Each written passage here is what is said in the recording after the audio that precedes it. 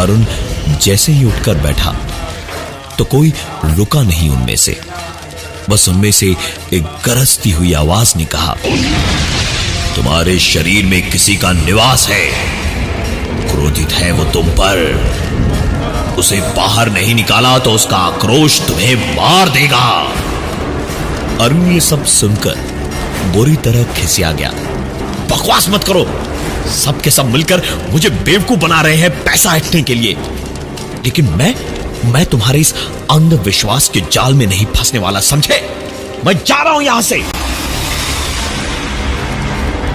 इतना कह के अरुण खुद के कपड़ों को झाड़ता हुआ वहां से निकलने को दनदनाता हुआ उस कोठरी जैसे कमरे से बाहर तो आ गया, लेकिन बाहर आते ही चिलचिलाती कड़ी धूप में निकलते ही उसे ऐसा लगा जैसे उसका वजन दुगना हो गया था। कमरे के बाहर अब एक एक कदम बढ़ाना बड़ा मुश्किल सा लग रहा था। अरुण तो ठीक ठाक डिलडॉल का था, फिर अचानक ये कैसे? जरूर कुछ खिलाया होगा उन लोगों ने, या फिर कुछ सुंघा दिया होगा, लेकिन अगर ऐसा होता तो नशे जैसा भी महसूस होता, लेकिन सिर्फ वजन ही वजन महसूस हो रहा था, नशा तो जरा भी नहीं था। चारों ओर बस गर्म लू चल रही थी, धूल उड़ रही थी। बड़ी मुश्किल से इसी हालत में किसी तरह पैदल चलकर इस गर्मी में अरुण का हाल बहुत बुरा हो गया था। वो पलंग के पास जाकर खड़ा होकर पसीना पहुंचता हुआ सोच ही रहा था कि जरा पानी पीकर आराम करेगा कि ठीक तभी अचानक जैसे कि उसके पलंग पर कूद गया, और जैसे अरुण के ऊपर से ही कोई पलंग पर कूदा था। अरुण का वजन बिल्कुल पहले जैसा ही लगने लगा। कुछ भी नहीं महसूस हो रहा था अरुण को अपने खुद के वजन के अलावा। वो समझ गया था कि जो भी था वो वहम या झूठ नहीं, सच था। अरुण तुरंत पलटकर कमरे से बाहर की ओर भागा, लेकिन वो निकल पाता इससे पहले ही कमरे का दरवाजा बंद हो गया। दरवाजे के ठीक पास खड़े अरुण को एक जोर का धक्का लगा और वो नीचे जमीन पर गिरा और उसे बालों से पकड़ के घसीटकर सामने की दीवार तक कोई लेके जा रहा था, लेकिन दिखाई कोई नहीं दे रहा था। अरुण को घसीटकर दीवार तक ले जाके अब एक हाथ उसकी गर्दन पर कसता गया और दीवार से सटाकर उसे उठाता चला गया। और देखते ही देखते एक आवाज और हुई। एक शराब की बोतल फर्श पर गिरी। पूरी फर्श पर कांच के टुकड़े फैले थे।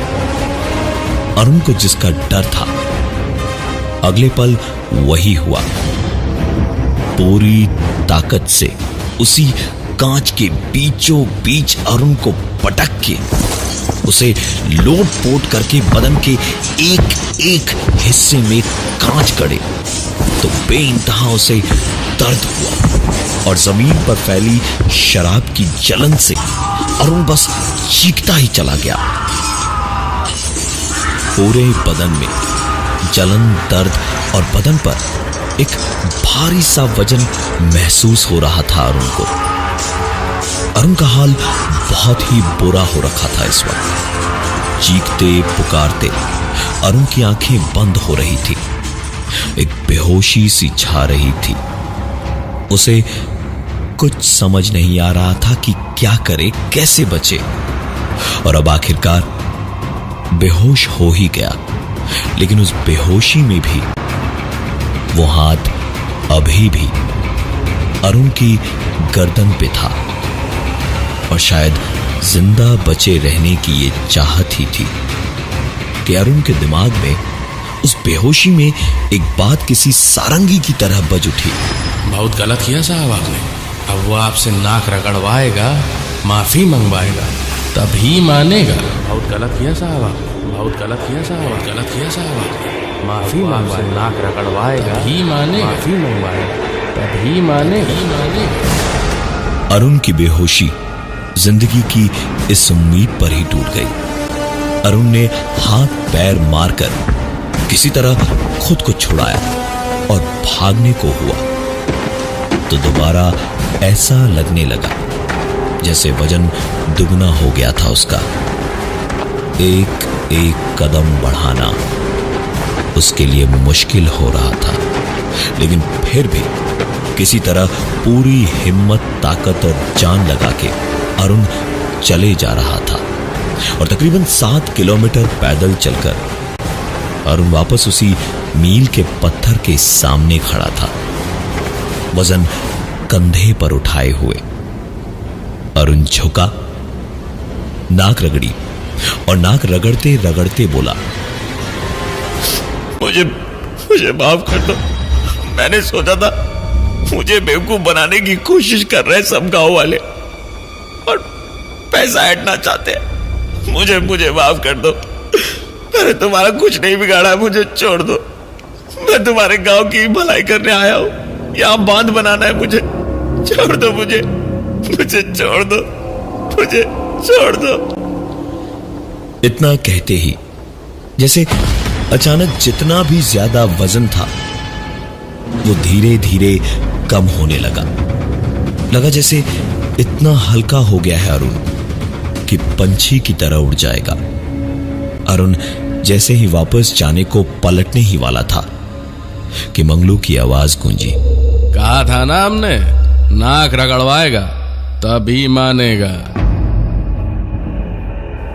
अरुण 2 कदम पीछे हटा, हाथ जोड़कर दिल ही दिल में एक बार और माफी मांगी और वहां से चला गया।